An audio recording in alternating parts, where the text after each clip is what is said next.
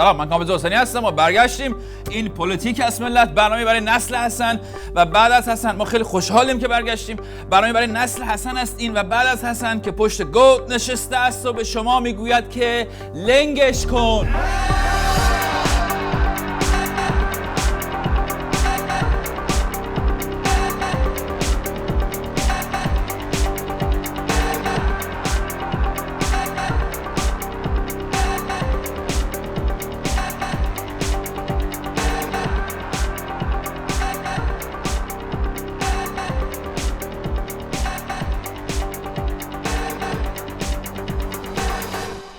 آقا ما 2 هفته برنامه نشیم، مملکت درست شد، قانوندار شد. قبل از اینکه بریم خر تو خر بود، هرج و مرج بود، سگ صاحبشو نمیشناخت. وقتی برگشتیم فهمیدیم مملکت قانون داره و نه تنها قانون داره بلکه قانون اساسی به ما میگوید در مسائل مهم اقتصادی، اجتماعی، سیاسی، فرهنگی به جای اینکه قانون در مجلس تصویب شود، ماده قانونی یا برنامه مستقیم به آراء عمومی مردم و همه پرسی گذاشته شود. چی شده؟ چی گذاشته شود؟ همه پرسی گذاشته شود. خدا مرگم بدهد. به جای چی اون وقت؟ به جای اینکه قانون در مجلس تصویب شود، کی به شما میگوید این را؟ قانون اساسی به ما میگوید. قانون اساسی چی میگوید به شما؟ اصل 6 قانون اساسی رو بده بیاد بالا. اصل 6: در جمهوری اسلامی ایران امور کشور باید به اتکای آراء عمومی اداره شود از راه انتخابات رئیس جمهور، نمایندگان مجلس شورای اسلامی، اعضای شوراها و نظایر اینها، یا از راه همه پرسی در مواردی که در اصول دیگر این قانون خیلی هم حسابی. مملکت دیگه قانون داره، از این بعد تو قانونش هم همه پرسی داره. بقیده آقای روحانی مجلس هم که فعلا اهلا و سهلا دیگه، مجلس شورای اسلامی اهلا و سهلا، سر جای خودش محفوظ، ما احترام میکنیم. ایشون احترام میکنن. کلا احترام کردن چیز خوبیه، همه باید به هم احترام بکنن. روزنامه کیهان فکر میکنید چجوری به این قضیه طرح همه پرسی و یا رفراندوم از طرف روحانی احترام کرده؟ کیهان بیا بالا. کیهان: اگر قرار باشد کوه شعارها و همایش اقتصادی کذا، موش رفراندوم یا الغاء تقابل اصول و منافع ملی بزاید و فرصت خدمت صرف تدارک سناریوی جنگی نیابتی فتح سنگر به سنگر شود، آنگاه باید گفت از جیب منافع ملی به آمریکا یارانه هنگفت میدهیم تا پروژه تک و شبیخون خود را پیش ببرند، چیزی شبیه گله‌گذاری و خشاب‌گذاری سلاح دشمن. اگه متوجه نشید من ترجمهش میکنم براتون. ترجمهش اینه که اگه یکی بخواد توی مملکت قانون اساسی همین نظام رو اجرا کنه، دشمن نظامه. یعنی الان بعد از اسرائیل محدوم، آمریکای ملعون و پلیتیک معلوم الحال، قانون اساسی جمهوری اسلامی جدیدترین دشمن نظام حساب میشه و رفراندوم هم موش. که البته هست این قصه عجیب و غریب یادگار کیهانا. جان من پندگیر از این شریعت مداری حسینانا که شوی در زمان شادانا، غرض از موش و گربه برخواندن مدعا. فهم کن پسر جانا و همچنین دختر جانا و دیگر جان جانی ها بدانند که از قدیم میگفتن آقا سوسک از موش میترسه، موشک گربه، گربه از سگ، سگ از مرد، من از سوسک، سوسک از موش، موشک گربه، گربه دوباره از سگ. و بدین سان حالا که مجلس گرفتار امور سوریه و لبنانه، دولت هم که بین وین و ژنو در رفت آمد، قوه قضایی هم که روزنامه‌نگارا وقتشو خیلی دیگه میگیرن. واقعا شما هر جوری حساب کنی میبینی که این مملکت رو آتوپایلته، همون اتوپایلت. این گوشه اونجا دکمه زدن، کشیدن کنار، داره میره پشت. ما که ایران البته نیستیم شما رو نجات بدیم، مجبوریم که از پشت گود شما رو نجات بدیم که اونم پارازیت میندازن، نمیذارن که ما شما رو خون پاک آریاییمون رو بفرستیم و ایران. به همین علت درود بر حسن روحانی آقا حسن، چرا که هر وقت هر کاری پیش اومد به فرموده ایشون ما یه رفراندوم میذاریم همه پرسی، تموم میشه میره به کارش. شما الان به ما بگو کیا راحت تری ما همون موقع از شما رفراندوم بذاریم. هر چند بار که میخوای بابا جون. شما کی راحتی؟ چند بار میخوای عزیز دلم؟ بگو چند بار؟ 1 بار، سالی 1 بار، 10 سال 1 بار. الان که 36 سال شده 1 بار این قانون اساسی، این اصل قانون اساسی اجرا نشده و عمل نشده. البته ما یه رفیق داریم تو سوئیس.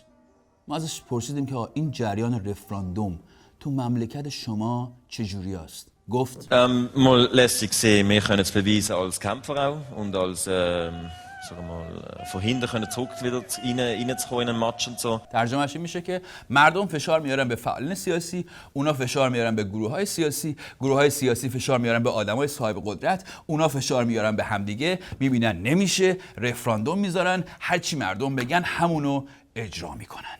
من وقتی این رو ایشون گفتم بابا چقدر دنگ و فنگ دانی شما. تو ایران باید از پایین به بالا باشه، یعنی مردم اگه بگن رفراندوم میشوند عوامل استکبار و فتنه، اگر هم اون بالاها مثل سوهان به جون هم افتادن و کارها پیش نرفته گفتند بیاین رفراندوم بذاریم، میشن موش و خشاب پر کنه دشمن.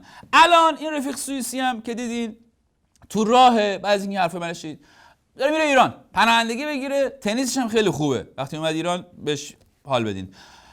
ایشون الان لابد میگه پس تو سوئیس خیلی خفقان داریم ما، چون یکی از اصول قانون اساسی که از روز اول تا حالا اجرا نشده همه پرسیه. یکی از اصول قانون اساسی که از روز اول تا حالا اجرا نشده و من به عنوان مسئول اجرای قانون اساسی خیلی دلم میخواد شرایطی فراهم بشه 1 بار هم شده به این اصل قانون اساسی عمل شه. به روحانی اینقدر نگران اصول اجرا نشده قانون اساسی، اشک شوق تو چشمانمون جمع میشه، دلمون میخواد تو سفرهای استانی یه پاکت بگیریم دستمون بریم بدویم دنبال ماشین ایشون بندازیم رو سر کله محافظا، توش بنویسیم آقا بی زحمت، حالا که دارین زحمت میکشین این بعضی اختیارات رهبری هم تو قانون اساسی تا حالا اجرا نشده. با یه اصل دیگه هم هست، البته بی خودیه، ولی خب متاسفانه تو قانون اساسی هست، میگه هر محاکمه‌ای باید علنی باشه.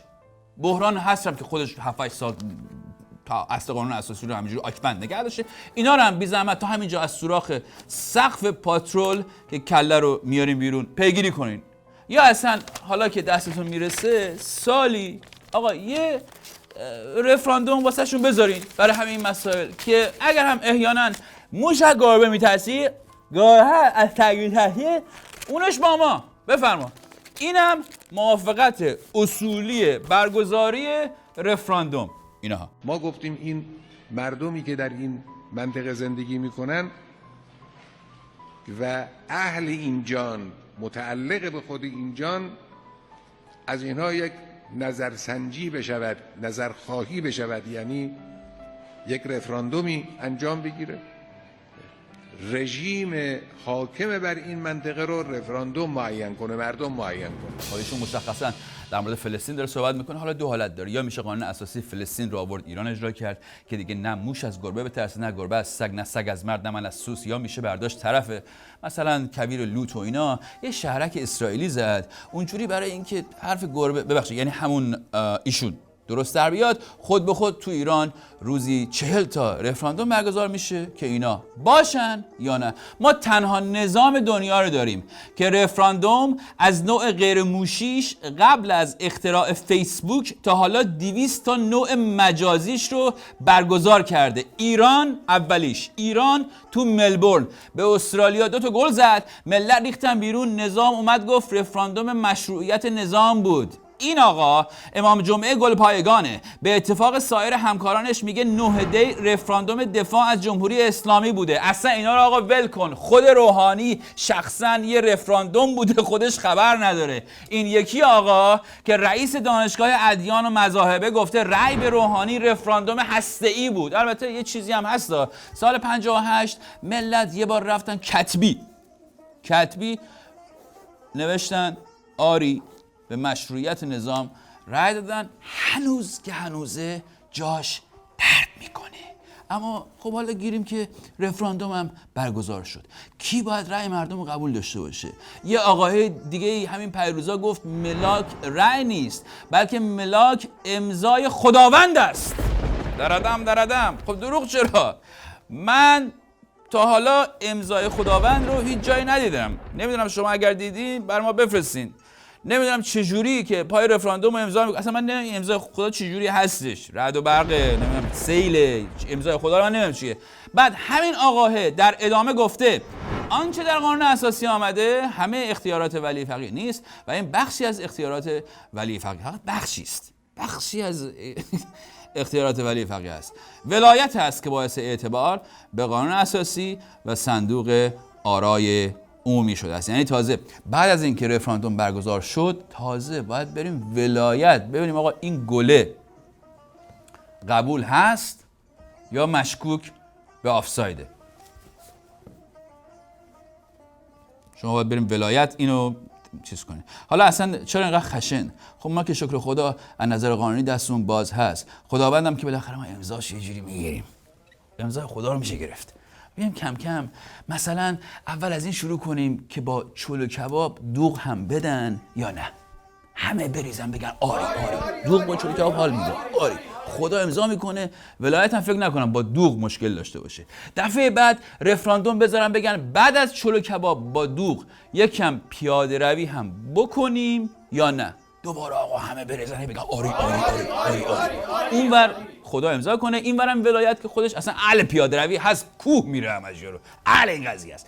بعد همینجوری یواش یواش دفعه بعدش رفراندوم بذاریم بگیم واسه پیاده روی بعد از چلو و کباب با دوغ سمت کوچه اختر هم میشه رفت یا نه. کار دیگه یه دفعه دیدیم ملت گفتن آری.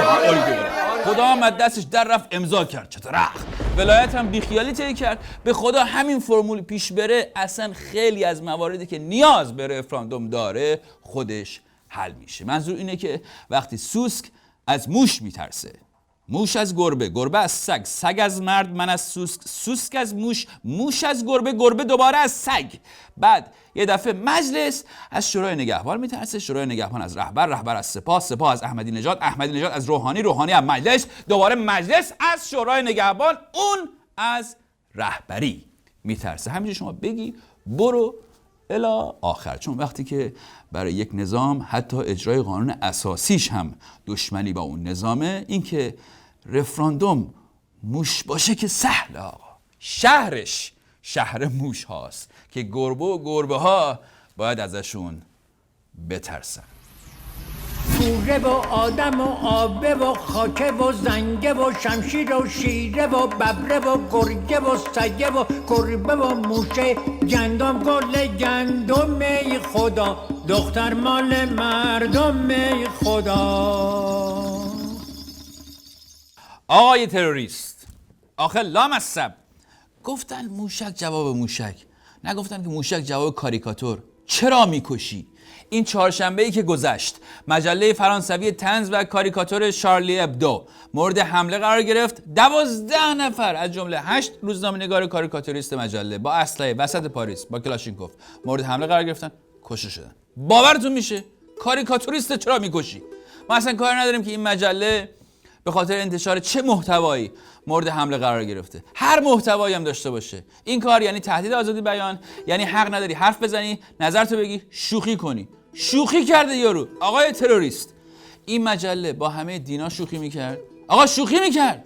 آدم که نمیکشه که، شوخی میکرد. بمب و گلوله آدم میکشه. من تا حالا ندیدم کسی یه جوک بگه، کسی که جوک رو میشنوه در اثر شنیدنش کشته بشه. شما دیدی؟ من ندیدم. شما دیدی؟ من تا حالا ندیدم.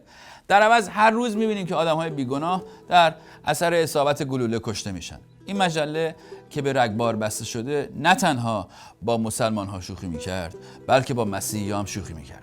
با یهودی‌ها هم شوخی میکرد. پس نمیتونی بگی صهیونیستی بوده باز پای اسرائیل بکشی وسط. آقای تروریست، با ژنرال دوگل بزرگترین چهره مورد احترام سیاست فرانسه که از نصف فرودگاه‌ها و خیابونا میدون فرانسه به اسمشه شوخی میکرد. پس نمیتونی بگی که یه اروپایی ضد اسلامه. با دست راستیا نجات پرستای فرانسه هم شوخی میکرد. از همه بیشتر اصلا با خود حکومت فرانسه شوخی میکرد. خود روزنامه چپ بود ولی با خود چپ ها هم شوخی میکرد. آقای تروریست، یعنی چی که تا یکی جوک میگه، شوخی میکنه، شعر طنز میگه، کاریکاتور میکشه، گیر میدی بهش یا میخوای اعدام انقلابیش کنی؟ تا با یک موضوع مربوط به مذهب شوخی میشه شما آقای تروریست اینجوری که خود مسلمان‌ها هم دست تو در عذابن. اینو بهت بگم اونا هم دست تو در عذابن. فورا میگه به اسلام توهین کردی، به اسلام بکشم نارنجکو، به اسلام توهین کردی. مگه هر شوخی توهینه؟ اصلا فرض کن که توهینه. اگر کسی توهین کرد باید اعدامش کرد. کجای عرف و اخلاق و وجدان امروزی اینو میگی که جواب جوک گلوله است؟ شاربونیه سردبیر مجله شارلی ابدو گفته بود که در کشور فرانسه که من توش زندگی میکنم آزادی بیان یعنی اینکه من حق داشته باشم به هر کسی و هر چیزی از جمله ادیان شوخی کنم و اینکه ما نمیتوانیم در کشوری زندگی کنیم که آزادی بیان نباشد. ترجیح میدهم که بمیرم اما مثل یک موش زندگی نکنم. خب راست میگه دیگه. طرف اومده تو فرانسه که از 300 سال قبل اکثر روشنفکراش علیه کلیسا جوک میساختن، علیه همه دیکتاتورها هم جوک و شوخی درست میکنه، زندگی میکنه، میخواد قوانینی رو که خودش بهش اعتقاد داره اجرا کنه. این چه وضعیه آقای تروریست؟ کشورها قوانین دارن برای خودشون. یه سری کشورها قوانین سکولار دارن، خیلی هم زحمت کشیدن، سالها آدم‌هایی کشته شدن، شهید دادن، تونستن که این قوانین سکولار رو وضع کنن و جزء قانون کشورشون کنن. به تو چه؟ به من چه؟ الان گفتم به تو چه؟ به توهین شده؟ توهین شد بهت؟ تازه اگرم توهین شده باشه.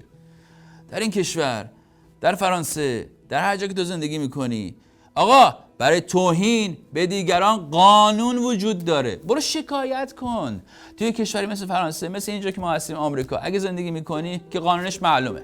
و حالا شما یه تنه خود قانونی، قانون تایید میکنی، حکم صادر میکنی تو آشپزخونه‌ات، بعد میری میزنی دفتر مجله کاریکاتور میتره کنی. همه مردم دنیا به خصوص مسیحی‌ها این همه جوک برای مسیح و مریم ساخت. خود اسرائیلیا علی موسی و یهودیت جوک ساختن. دلیل نمیشه که مسیحی‌ها بیان حمله کنن، بزنن، بکشن. آقای تروریست، در ایران هم همینا. هاشم آقاجاری استاد دانشگاه نظرش رو نه در مورد خدا، نه در مورد نائب ایشون روی کره زمین، بلکه در مورد پیغمبر اسلام و احکام اسلامی گفته بود. شوخی داشتن براش حکم اعدام صادر می‌کردن. خوشبختانه از زیرش در رفت. حالا اینا که به دین مربوط میشه، طرف یه شوخی ساده کرده با فلان زبان در ایران، الان سالهاست نمیتونه بره کشورش. یا اون یکی مثلا یه جوک قومی ساخته، غلطی کرده، یه جوک قومی ساخته، از زندگی هستی زایه شده، پناهنده شده نمیدونم قبرس. در دوره کمونیستی چندین نویسنده و شاعر به خاطر شوخی‌های طنزآمیزشون به وسیله استالین کشته شدن. در چین کمونیست هم همینطور. عزیز نسین رو به خاطر طنزایی که درباره اسلامگرایی افراطی می‌نوشته، همینطور به خاطر حمایت از سلمان رشدی می‌خواستن بکشن. خوشبختانه زنده موند، ولی 37 نفر دیگر تو مهمونی بودن کشته شدن. تو ایران هم که از هر تا 100 تا طنزنویس و کاریکاتوریست حداقل 60 نفرشون یا کشته میشن یا زندان میشن یا میشن مغازه‌دار. میری میبینی مثلا تو این سوپرمارکت‌ها میبینی یارو مثلا خیلی آدم باحالیه، خنده داره، جوک میگه و اینا، این طرف این کاره نبوده، طنزنویس بوده، نتونسته فلان لبنیاتی وا کرده. این همه مسلمون، تو و اون رفیقای تروریست کلام 6 تا نمیشین زدین همه‌شو ترکوندین. این همه مسلمون همه‌شون که تروریست نیستن، 6 تا این شما اگه بخوای به نسبت حساب کنین. حالا من هیچی، ما همین کاری ما رو نون خوردن داریم می‌ندازی. این بچه‌ها اینجا کار میکنن، ترسیدن بنده خدا از پیروسا. الان شوخی سرتون نمیشه اصلا. بابا چرا شوخی سرتون نمیشه؟ آقای تروریست بی ظرفیت، عجب آدم بی ظرفیتی هستی. شوخی میکنم باد، چرا جدی گرفتی؟ حالا شوخی کردم آقا جون، تو که الان داشتی میخندیدی. یا ابوالفضل چرا خاموش؟ آقا چراغا چرا خاموش کردی؟ بچه‌ها چراغا رو که خاموش کرد. هر کدام از شما که میخواهد بدون خجالت و شرمساری مرا ترک کنید و در تاریکی شب خودتان را نجات دهید. البته نترسید، ما همه با هم هستید. بله.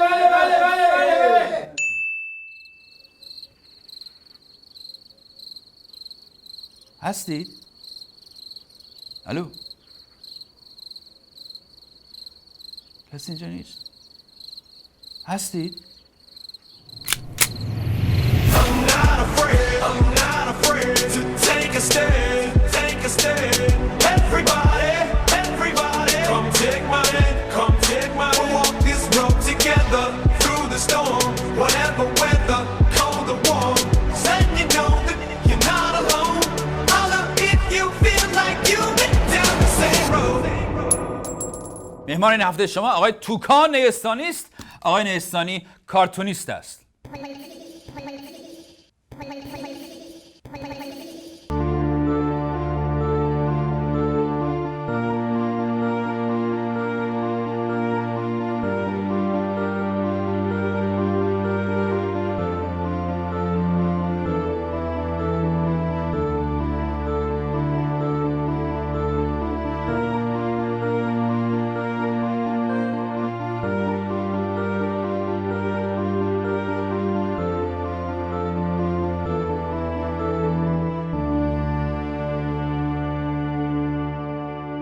اومدن تو مصادف شده با حمله‌ای که به این روزنامه شارلی ابدو شده در فرانسه همین چند روز پیش، چهارشنبه 7 ژانویه این اتفاق افتاد. 12 نفر کشته شدن از همکاران شما. نظرت چیه در این مورد به عنوان یک کاریکاتوریست یا کارتونیست؟ اتفاق خیلی بدیه. نمیدونم واقعا چه جوری باید موضع گیری کرد در برابر این اتفاق و از کدوم طرف باید طرفداری کرد. ظاهراً من الان در جبهه آدمایی هستم، همکارایی هستم که در فرانسه کشته شدن. یعنی من اگه قرار بشه از کسی الان طرفداری بکنم 100% بدون شک از اونها طرفداری میکنم. تا قبل از اینکه این اتفاق بیفته احتمالاً از طرف مقابلشون طرفداری میکردم. از کیا؟ از تندروهای مسلمانی که آدم میکشن؟ نه، من کلاً از هیچ تندرویی دفاع نمیکنم، ولی میدونیم توی قضیه اصلاً وقتی که این داستان شروع شد، قضیه کاریکاتور حضرت پیامبر در دانمارک، من همون سال بعد اتفاقاً در 12 تا از این کارتونیست‌ها هم تو دانمارک دیدم، باهاشون در این مورد هم صحبت کردم. یعنی رفتی دانمارک؟ رفتم دانمارک. داستان این بود که میخواستم براشون توضیح بدم که چرا کار بدی کردن که کاریکاتور حضرت محمد. بله، با عنوان آدمی داشتم صحبت میکردم که مخالفم با این کار.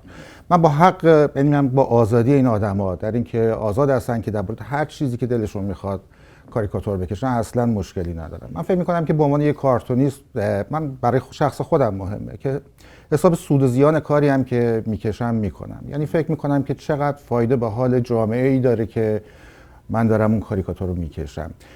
حالا شاید برای جامعه فرانسوی هیچ فایده‌ای نداشته، برای جامعه مسلمان‌ها هیچ فایده‌ای نداشته باشه، فایدهش به جامعه فرانسوی یا اروپایی برسه، من نمیدونم، ولی از نظر من کار درستی نبود. ولی خب حالا نظرت چیه در این مورد؟ برای اونها که توضیح میدادی و در اونها چگونه دفاع میکردن از خودشون؟ اونا میگفتن حق طبیعی ماست. من میپذیرم که حق طبیعیشونه که این کارو بکنن، ولی بهشون میگفتم که داستان این هستش که پیامبر ما اون چیزی نیستش که شما تصورش میکنید. توضیح دادنش کمی بانمکم بود. براشون یه داستانی هم که تو بچگی تو کتاب تعلیم و دینی خونده بودیم و اینا مثال زدم. هنوز فکر میکنم این بهترین نوع برخورد با این قبیل کارهاست. بهشون گفتم یکی از تندتریناشون که پیامبر ما هر روز از یک کوچه‌ای رد میشد و یکی از همسایه‌ها از بالای پشت بوم آشغال طرفش پرت میکرد. بعد از یک هفته، 2 هفته، 1 ماه، 2 ماه که این اتفاق هر روز تکرار میشد، یه روز که هیچ آشغالی طرفشون پرت نشد، ایشون رفتن در زدن و دیدن مریض، رفتن عیادتش. من فکر میکنم که میدونین باید اجازه داد که اینا هر چی میخوان بکشن. یعنی این بهترین روشش اینه که هر چی دوست دارن بکشن، اینقدر بکشن که نفسشون بند بیاد. اگه یه روز نکشیدن، وقت ما یه دسته گلی برداریم بریم دفتر مجله که عیادتشون نکنه مریض شدین امروز چیزی نکشیدین، شاید این برخورد بهتر بشه. یعنی در منصرف کردن که نه، در واقع حذف کردن اینطوری به این خیلی وحشیانه و بهتر از اون هستش. میدونین چرا؟ برای اینکه ما همه یه جور، من فکر میکنم یه جور سپر داریم.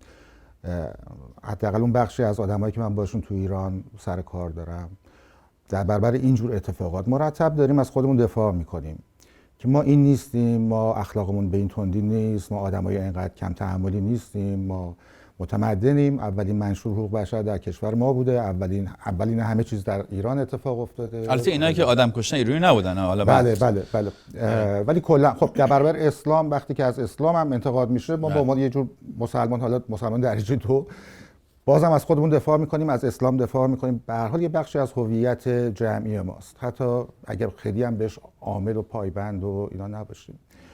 من فکر میکنم که این جور اتفاقات، این گلوله ها قبل از اینکه اون 10-12 نفر رو بکشه سپر ما رو از کار میندازه. میدونید یعنی اون کاریکاتورها با 100 برابر اون کاریکاتورها هیچ مسلمونی از اعتقاداتش دست نمیکشه، ولی با 10 تا اتفاق این شکلی پیاپی خیلی از مسلمانان نسبت به اعتقاداتشون ممکنه شک بکنن. بله، حالا من اینجوری که از حرفای تو برداشت میکنم، تو اینی که به عنوان یک کاریکاتوریست ایرانی مخالف کشیدن کاریکاتور چهره حضرت محمد یا آدم‌های مقدسی هستی که اسلام. من به طور کلی وارد مسائل مذهبی و اینا نمیشم. درباره اعتقادات مردم نه. ببینید من درباره نمادها کار میکنم. مثل چی؟ مثلا درباره مسلمون‌ها کار میکنم، جزء خطوط قرمز من نیستن. میدونید شیوه مسلمانی جزء خطوط قرمز من نیست، ولی خود مسلمانی جزء خطوط قرمز من هستش. متوجه هستین؟ خب نه متوجه نمیشم. فرقش این هستش که من ممکن شیوه شما رو به عنوان یک مسلمان، شیوه زندگی شما رو به عنوان یک مسلمان نپسندم و بهش انتقاد داشته باشم، با توجه به اینکه 10 جور شیوه زندگی دارن مسلمان ها. در مالزی هم یک نوع شیوه زندگی دارن، در عربستان سعودی یک نوع دارن، در ایران شیعه یک جوره، در مثلا پاکستان یک جوره دیگه. در ایران 1000 جوره هست البته. 1000 جور. به هر حال انواع اقسام داره. من مثلا مادر بزرگ من که مسلمان بود، خیلی معتقد بود، خدا رحمتش کنه، ختم قرآن میگرفت و خیلی هم آدم مهربان خوبی بود. حاضر نبود خون از دماغ کسی بیاد، به ناراحتی و غم و رنج و مرگ کسی هم راضی نمیشه. اونم یک شیوه مسلمانی هستش. این برادرایی هم که چند روز پیش رفتن مثلا 2 تا پلیس و یه دفتر مجله رو به رگبار بستن اومدن بیرون، اینم یه شیوه دیگه مسلمانی هستش. من این دومی رو میتونم نقد کنم به عنوان یک شیوه از مسلمانی، ولی خود مسلمانی که اصلا مسلمانی این ایراداتو داره و چه میدونم، نه اونو نقد نمی‌کنم، اون جزء خطوط قرمزم است. خب آخرین سوال من تو کاهنستانی ازت اینه که امروز در این روزها چه چیزی تو رو خوشحال میکنه؟